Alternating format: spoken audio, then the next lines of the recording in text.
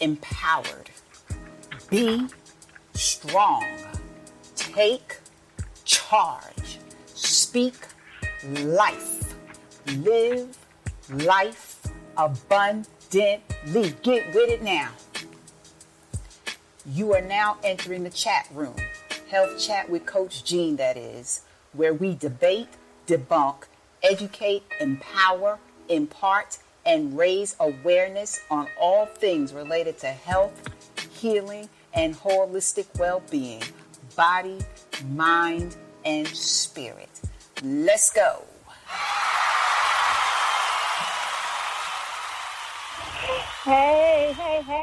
Hey, what's up, everybody? Greetings, and welcome to another episode of Health Chat with Coach Jean. It's where we debate, debunk, educate, empower, inspire, and bring the health awareness. Yes. And I am your hostess with the mostest, information and awareness nurse coach, Jean Turner. Health Chat exists because of He who has called me and trusted me to teach others stewardship over their health, and not just physical health, because health is multidimensional, holistic health and well-being, health in every dimension of our lives and what makes us human beings. And so I'm so excited to be back here in the chat room another week. It is almost Friday here in the United States, and it may be already Friday morning where you are, from wherever you are tuning in. But thank you so much for joining us.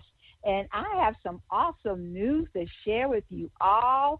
I'm already an author, but today I joined my fellow co-authors in launching the very first anthology that I'm a part of. And so I want to say congratulations to my co-authors and the visionary of Make It Happen Anthology, Kern, Crockett Cherry, and all my fellow co-authors.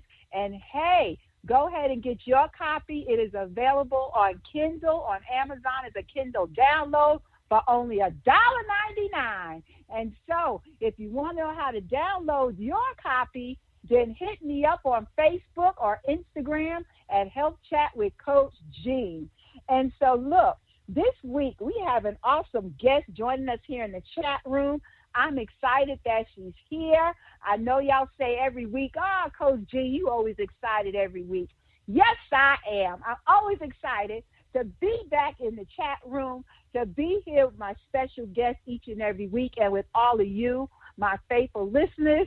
So look, let's pray and get it popping. Most gracious Father, in your precious name, we thank you for this opportunity to come yet again before your people from all over the world.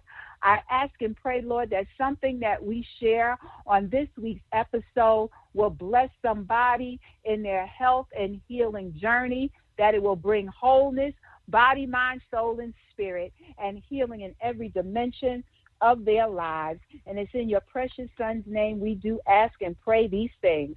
Amen, amen, and amen. So look, my guest joining me here in the chat room this evening is a naturopathic physician with over 15 years experience.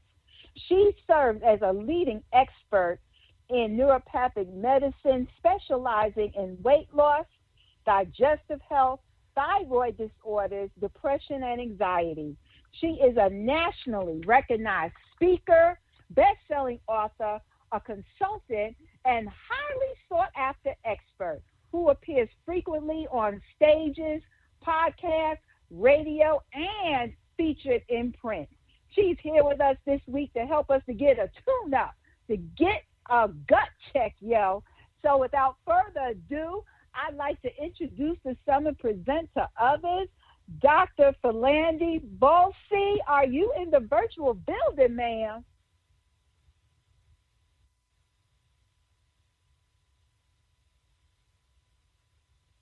Dr. Balsi, are you there?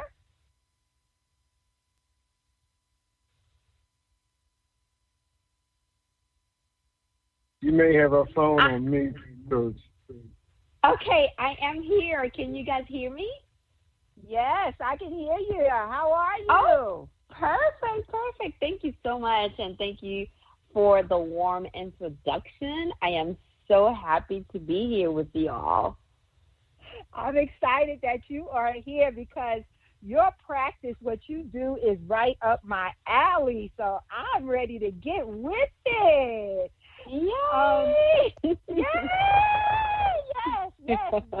It is all about that holistic health and wellness and well-being, which that's what I do.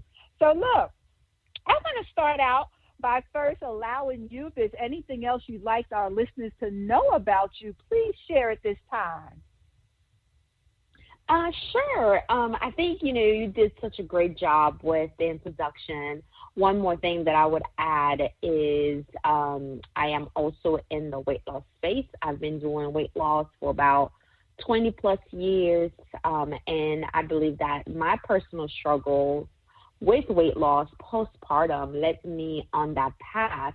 So what I really focus on right now is really combining the gut health with the weight loss, but also that loving yourself at any point, right? So whether you're a size 16 or a size 12, a size 8, and you're trying to get to whatever your goals are, begin to really focus on that self-love and begin to focus on self-acceptance, because I know a lot of times when we do struggle with the weight, we don't see the beauty that we have within and without. So that's one thing that I like to teach my clients who are on that path. So I just wanted to add that last piece. I'm actually super excited to delve into the gut. The gut is really your window to health. And if your gut is not healthy, one, you're not going to be able to lose that weight. Two, you may have those the anxiety and depression, thyroid issues, brain fog. Your immune system will be depleted. So all of those things are tied into your gut. So let's get going. I'm excited to tell more and just tell people what I do. So yes, that's one of the things that I tell some of my clients as a holistic health nurse coach, that let me just say this, many, if not most, diseases originate in the gut. Is that fair to say? Yes, absolutely. And so what are some of these diseases that originate in the gut? So when we think about the basic ones, right, when we think about the IBS, the Crohn's, those we know that those are digestive problems. But people don't think about thyroid issues, for instance, hormonal imbalances. Even when we think about multiple sclerosis and we think about all those, RA, autoimmune illnesses, right?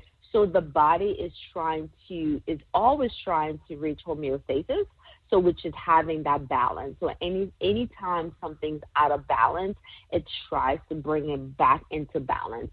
We think also about depression and anxiety.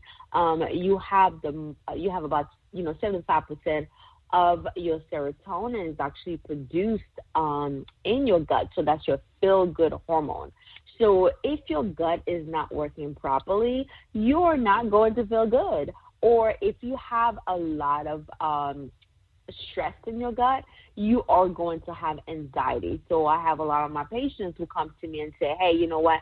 No matter what I do, I am so anxious. I have panic attacks. And then when I look into their gut, they already have inflammation in their gut. Something is stirring the pot, so to say, right? So something's already stirring the pot. So therefore, that mental, emotional component, they can't get that balance. So joint pain, I think I already mentioned arthritis. So all of those things that we don't think about, they do and they can originate from the gut. The other thing that people don't usually associate with the gut is asthma, for instance, right? Acne. And asthma, when we think about the channel between the lungs and the gut, right, there is that pathway from the gut to the lungs. Young children, I've done that in the past. If they have a lot of asthma symptoms, when you start removing food sensitivities, for instance, or environmental factors, they do so much better. acne, right? So a lot of adults may have like adult acne, and they're like, I don't understand. I didn't have acne as a young child or as a teenager, and now I'm having adult acne. So there are so many more illnesses that are is because the gut is out of balance. So because there are some dysbiosis going on in the gut that can cause those different illnesses. Wow, you said a mouthful, Doc. You said a mouthful because I know me, and I've been doing this for 34 years, but I did not eat. It didn't even cross my mind about the arthritis. That's Yes. one that would have never crossed my mind. Wow. Absolutely. And so, yeah. You know, I'm glad you talked about that balance and imbalance and homeostasis, because one of the things I tell people all the time is that when you have an imbalance in any dimension of wellness, of health, in any one particular organ or part of your body, it creates this harmony or imbalance throughout your body. So I'm so glad that you mentioned that about the homeostasis and the balance and the imbalance. But my goodness, that is something to really think about, the way that you broke that down. So when your patients come to you, what are just a few of the symptoms? So I'm thinking that probably they come into you with heartburn or stomach aches, but it seems like they come into you with a variety of symptoms. Absolutely, yeah. So I have a broad range of, so although I have my specialty, right? So I do focus on weight loss and gut health, but doesn't mean that I don't have people come to me with, like, you know, Hashimoto's. And for the listeners, it's basically an autoimmune illness where the body's actually attacking the thyroid gland, right? Or they'll come to me with like RA or some other type of illnesses that they don't even think about is associated with the gut. So most of the time when they come to me, I have to really analyze what is happening. So as a naturopathic physician, I focus on the whole body. It's not just like you present with those particular symptoms and I say, oh, well, let me give you a pill for that, in the sense of like, we do have, you know, natural doctors who do practice green allopathy, which is basically, oh, you have a stomach ache, let me give you some supplement for that. So I look at the whole person, and I can even delve deeper into like that mental, emotional state as well. I sometimes delve into the trauma, because all of those things are parts of healing and part of health. So they may come to me and say, hey, you know, I'm having that inability to fall asleep at night. So most of the time they'll be like, okay, well, let me give you some melatonin and then, you know, we'll send you on your way. But sometimes what I would do is I actually would order like a stool analysis and to see what's been colonized in their gut and what is troubling them in their gut. Because if you have particular pathogens, sometimes they can cause that anxiety, or they can cause that mind chatter that can lead to insomnia. So I really focus on that whole person, that whole being, and then I look at every single aspect so I can remove the obstacle to cure whatever that obstacle could be.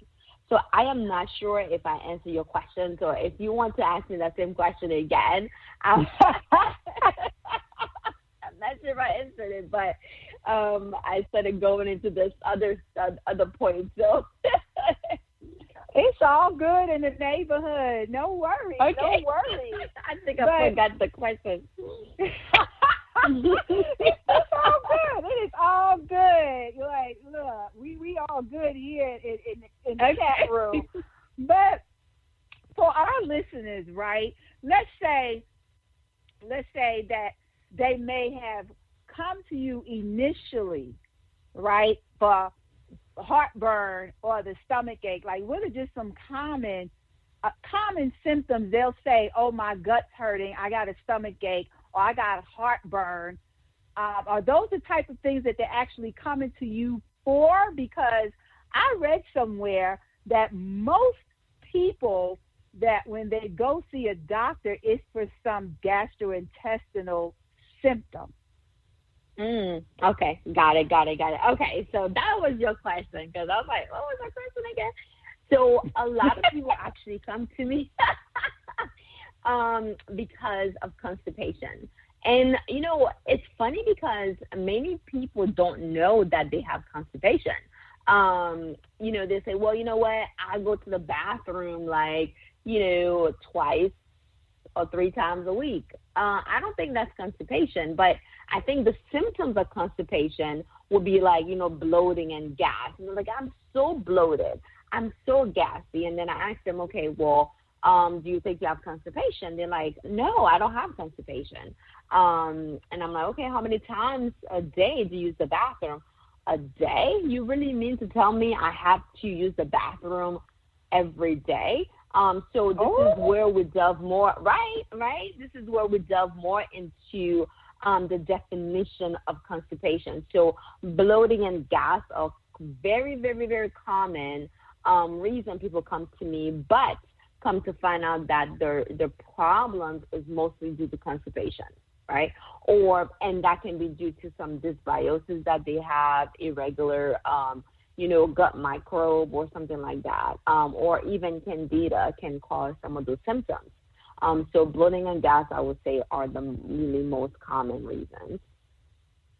So, that's interesting because I have encountered people that think that that's normal as well. And I'm like, don't you know that you're supposed to be going to the bathroom, moving your bowels every time you eat, at least 2 or 3 times a day? Right. I mean, that's what I've been taught. You're supposed to be not 2 or 3 times a week. That's a problem. Right. Wow. Yes.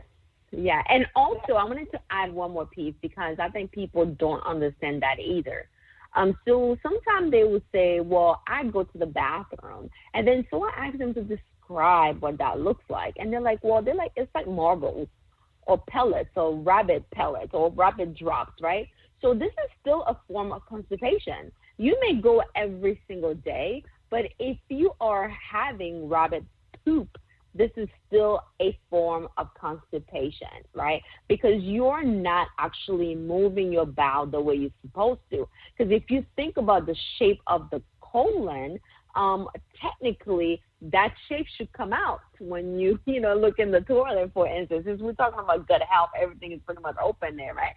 So you should be looking at your stool to see what that looks like.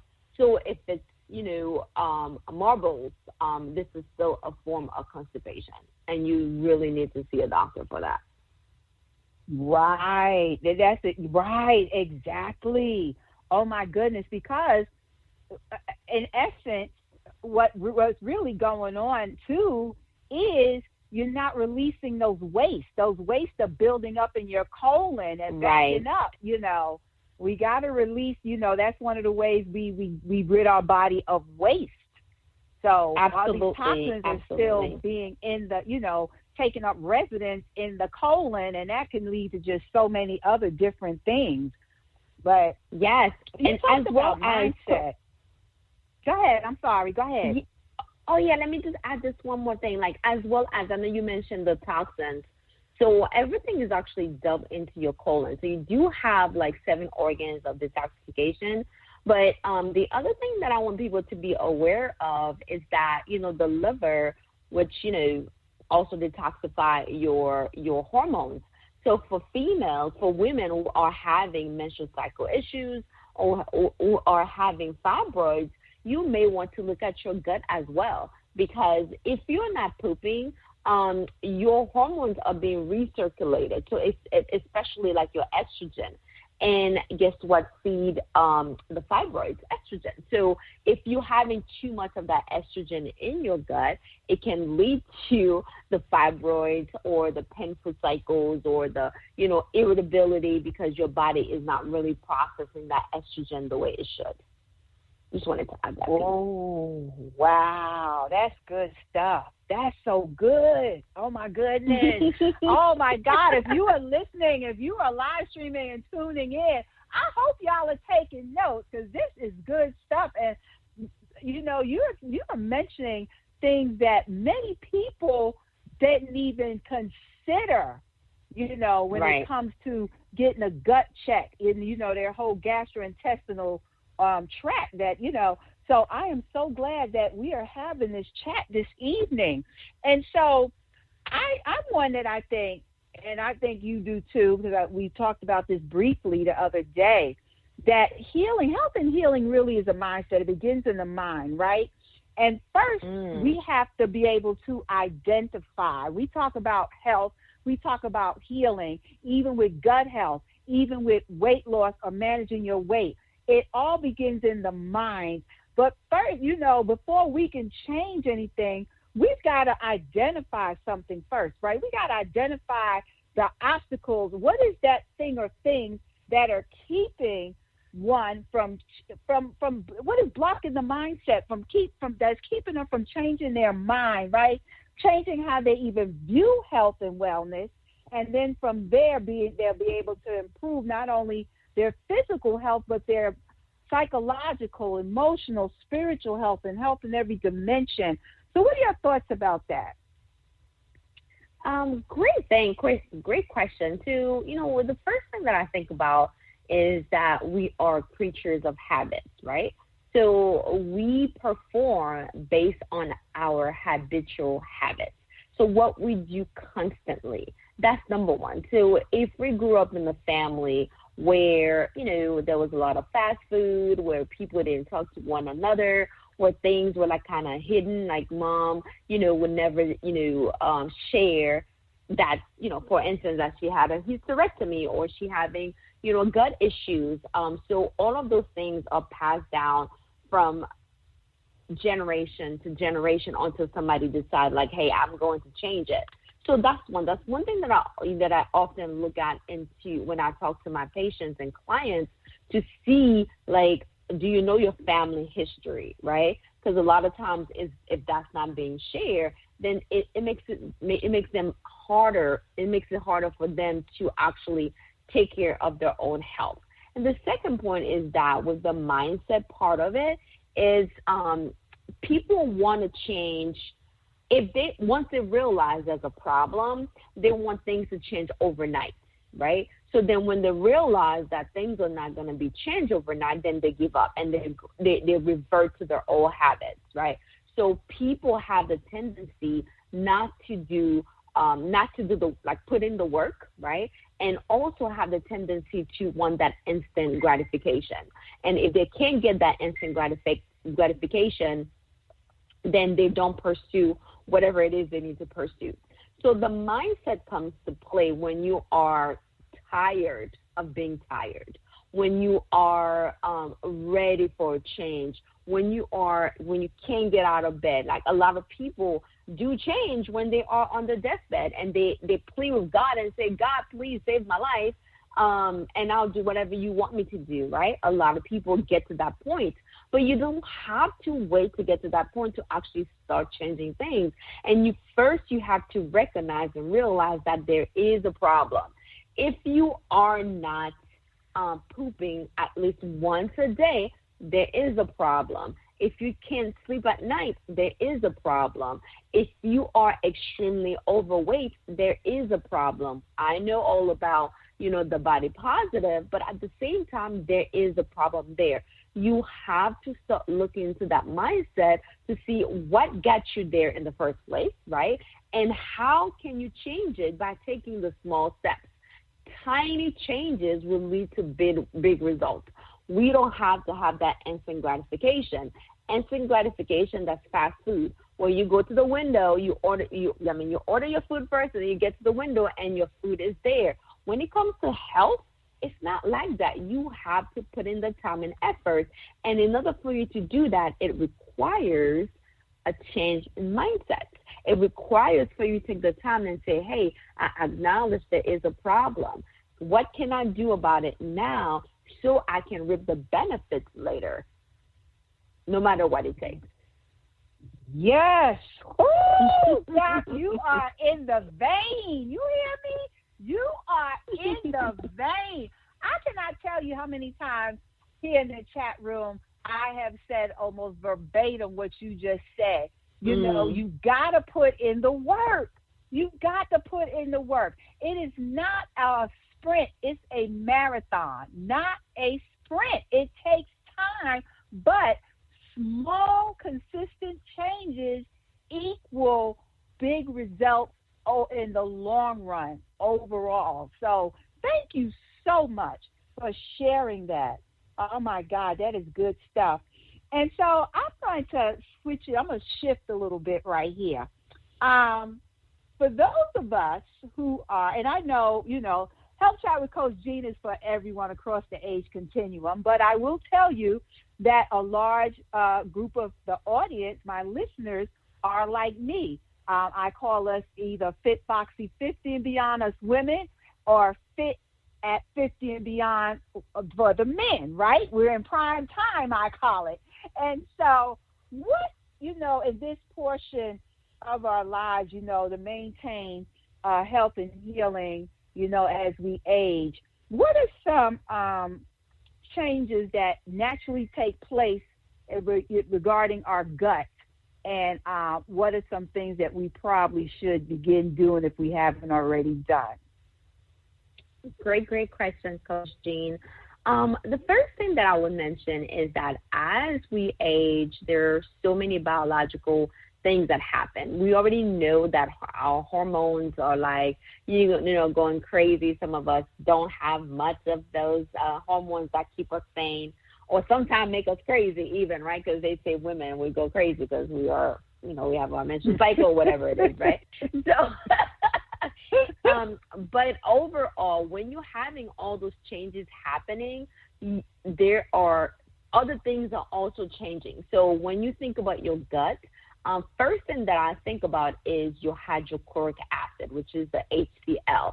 So this is what is in your stomach. Your stomach is that very acidic vessel that helps you digest your food, right? So, for instance, if you eat a piece of protein, so that's going to be like, some, turkey or chicken or beef or something like that. What usually happens is that you need enough hydrochloric acid to digest that piece of protein that you just ate.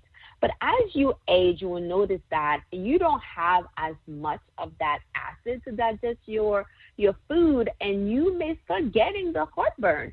And a lot of people associate heartburn to having too much acid. As a matter of fact, a heartburn can be too little acid, as your body is not able to keep that. That there is and I'm just going to talk in the layman term. So there is a flap between your stomach and your esophagus. So that flap stays closed when you have enough acid in your stomach. So, but now, if your acid is getting a little too, it doesn't get basic, but it's not acidic enough, it causes that flap to open, and that causes some fume to go from the stomach into the esophagus, and now people start having the heartburn. You get a lot of older people having that heartburn. So you may want to check a couple of things. You may want to check what your enzymes are doing.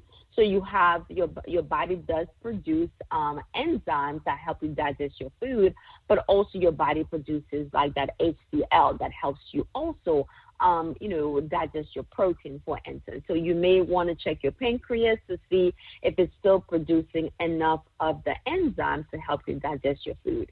The other things that usually occur as you are getting older is, of course, if you've had a unhealthy lifestyle, now it's catching up with you.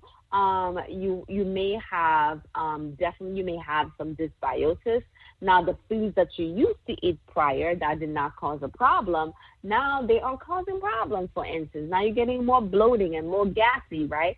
So there is in your gut you have a protective layer. So if you look at your digestive system, if you look at your the small intestine, your large intestine, for example, you do have that protective layer.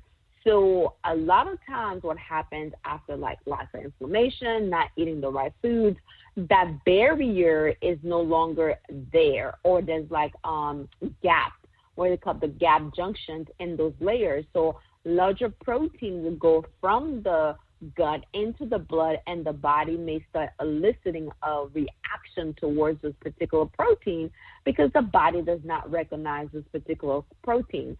So leading to, some type of autoimmune conditions.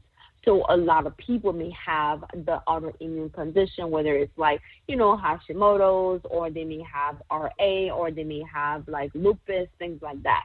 The other thing that I find very common as well is, of course, like, when we think about as you get older, you think about cancer or, sluggish bowel. A lot of older people, and people don't think about it, a lot of old people, they do take digestive support because the bowel motility is so slow, right? So you're not moving, again, you are not moving your bowel as you should, which can lead to, of course, cancer. It can lead to your body producing more polyps, your large intestine producing more polyps. It can lead to irritable bowel syndrome. So all of those factors you may want to analyze, especially if you're not moving your bowel, if you're having more heartburn, if you all of a sudden got diagnosed with some type of autoimmune illnesses. As older adults, a lot of them will start having osteoporosis. We also think about absorption, right? Absorption tends to be low as well. So if you have low HCl, for instance, you may not be able to absorb your B12 because your B12 needs that intrinsic factor to grab that. It does need that acid to help you make the intrinsic factor to help you absorb your B12. Right? So your nutrients, a lot of people 50 and older, they may be depleted in nutrients such as iodine. So it's really good to look at some of those nutrient deficiencies, to look at the causes of the heartburn or decreased motility, and then help them in those factors. So those are the things I would add. Wow. And so when a client or patient comes to see you, you're checking all of this, correct? Yes. So it really depends on why they're coming in, right? So if they have like simple stuff, because people pay me out of pocket, right? So when I was in Alaska, we did like a lot of insurance, but here I am in Georgia. So I don't do insurance. So people are paying out of pocket, and those specialty labs can cost. If they do have a primary care physician, I do recommend that they do the blood work using, their insurance and so on and so forth. But most of the specialty tests, they can be costly. So I really focus on what is necessary and needed at the time. A lot of those things, like, for instance, I may say, hey, let's look at your nutrients. Let's see where you are. Let's see if there are deficiencies. And I may prioritize that, right? So that's why also I do personalized treatments. I don't say, hey, this is a one-size-fits-all, because it doesn't. In health, in the health model, there shouldn't be a one-size-fits-all because everyone is so different, right? So I may say, hey, let's go ahead and run and see what your nutrients are like. I may say, hey, let's look at your stool analysis because you're coming in with all these gut issues. Let's see what your enzymes are doing. Let's see, sometimes I do the cortisol. I do like, a sleep study, for instance, a sleep profile, not a study, but a sleep profile. So I look at the cortisol, the melatonin. So if they're having issues just like staying awake during the day, then I will look at that as well. So there's so many, all of those different components. When people come to me, I say, okay, what is the best thing for me to start with? And then I'll start with that best thing. And as we progress, then I may add those other labs as necessary. Wow, that's good. That's good. And because, more and more people, I believe, are turning to naturopathic physicians like yourself. I that's not to say that Western medicine is not needed, that we still need to go to our primary care physicians, right, those that practice Western medicine, because, for instance, if I get into a car accident, I need to go to the emergency room, so, but right, don't come and see me. Yeah, this is totally off of gut health now, but it's a conversation I'd like to continue, in the future. But the relationship between you as a naturopathic physician and those that practice Western medicine, because I believe for the total health and well-being of, our individuals, our families, the communities, there needs to be that relationship, that everyone needs to be able to work together, refer patients back and forth. So I think that we can all work together. So do you get a lot of referrals from Western medicine doctors that practice Western medicine? I would say no. So it should be a collaborative effort.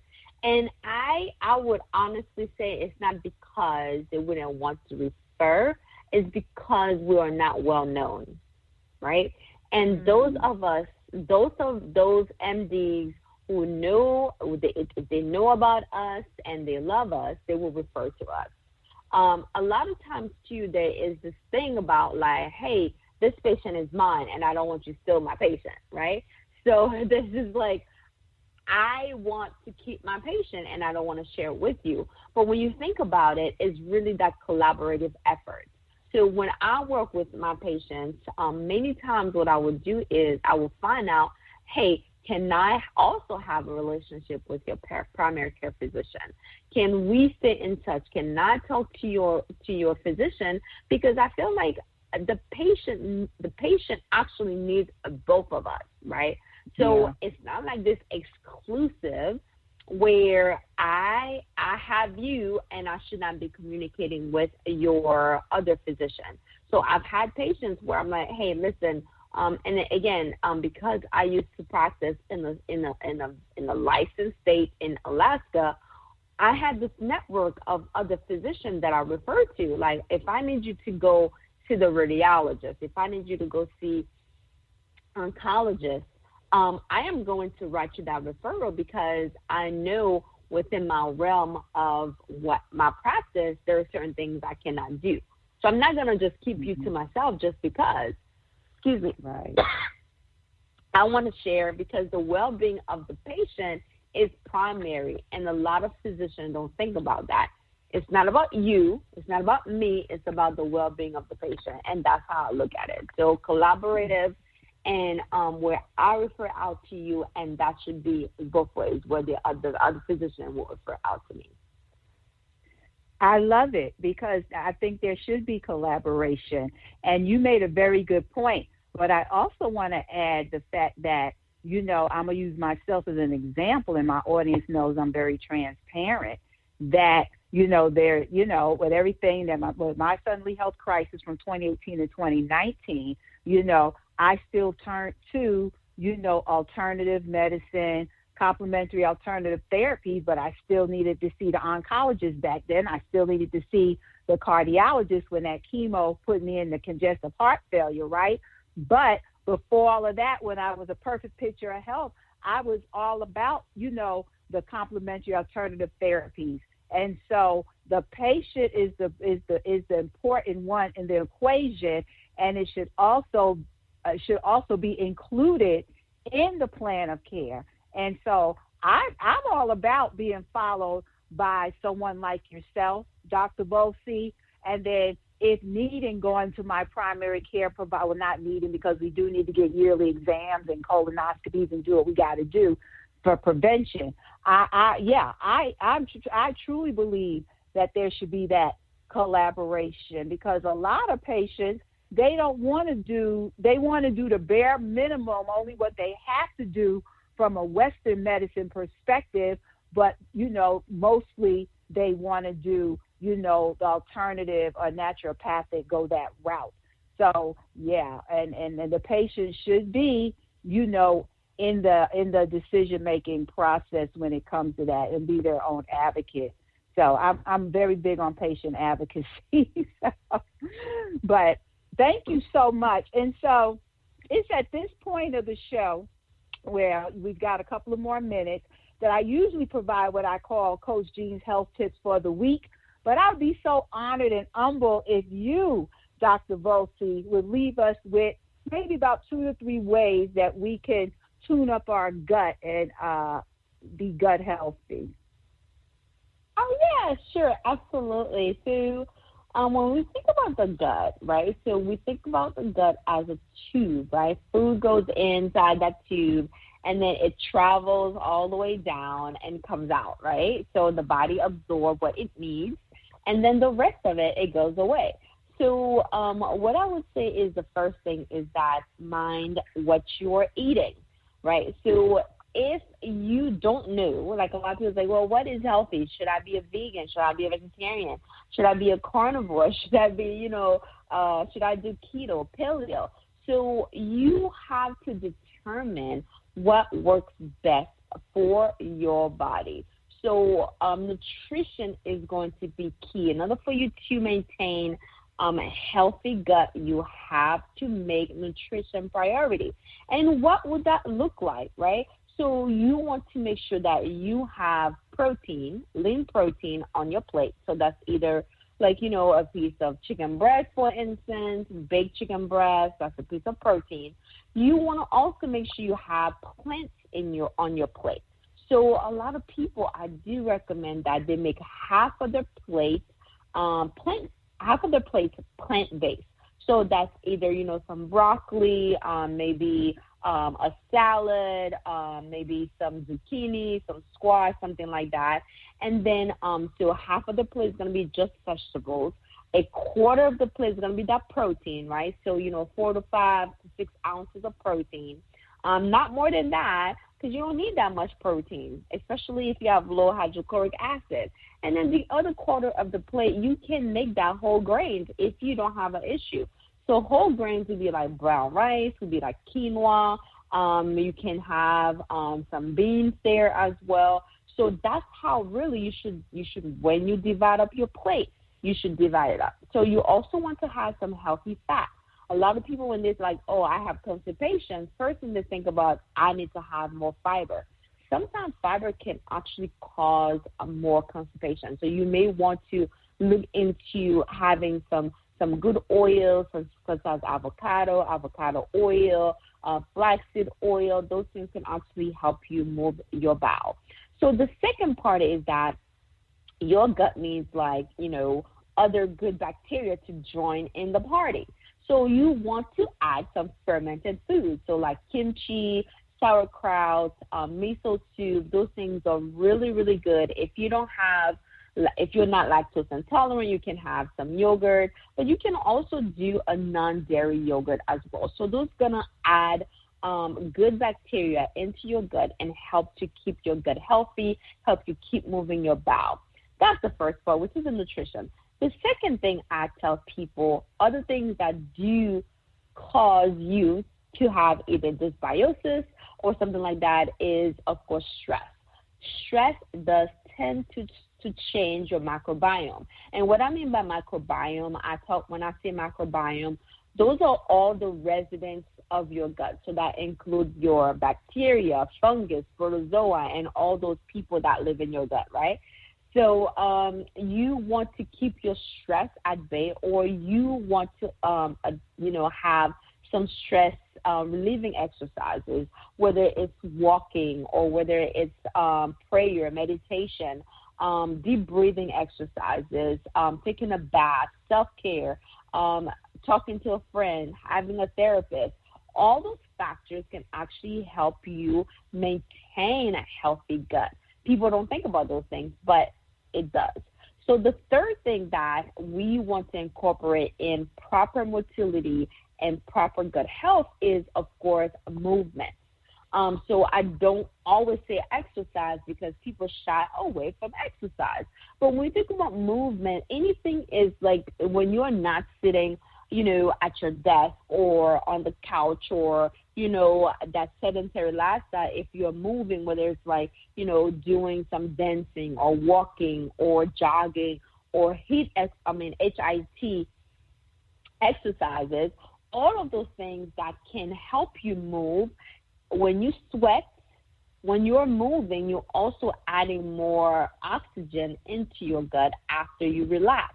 So that can also help you move your bowel. So one thing, if you are suffering from constipation, you may want to do some type of like cardiovascular exercise in the morning. It works like clockwork. It's going to make you go. So that's the third part. So nutrition is one, and also making sure you're adding like the fermented food. The second thing is make sure you can manage your stress properly. And the last thing is movement. So exercise, something to keep your body, to keep you moving, also moving your bowel. So those are the three things I will add, Coach Jean. Thank you so much. Yes, nutrition, stress, and move your body. Move your waist, W-A-I-S-T, in order to move waste, W-A-S-T-E. Love it. Dr. Balsi, real quick, where can they connect with you at? Sure, absolutely. So I am available on all social media platforms as Dr. Philandi. That's DrFirlande. If you would like to know more about me, you can go to my website, which is www.drphirlande.com. So everything is pretty easy for me. So which is the DrFirlande. So get in touch with me. Send me a DM. If you want to get on my schedule, we can do a discovery call, a discovery session. Ask drphirlande.com so I can help you and see if we can be a good match. So those are all the ways that you can find me. Thank you so much, Dr. Balsi, for joining me this week for another episode of Health Chat with Coach Jean. And as we prepare to wrap up this episode, thank you. I want to say thank you again, Dr. Balsi, for joining me this evening here in the chat room. This has been very, very insightful conversation, and I will be in touch. A very special thanks to my producer, the Batman of Charm City, Mr. Jerry Royce Live, and to all of you, our listening audience. Thank you for joining us here in the chat room from wherever you are here in the United States and around the world. Peace and health. God bless you all, and good night. Good night. Thank you so much for having me. It's been a pleasure. Thank you for joining us for another episode here in the chat room. Health Chat with Coach Jean, that is. Until next time, if God says the same, I pray peace, health, love, and well-being for you and your family. God bless you. You're listening to Jerry Royce Live, worldwide.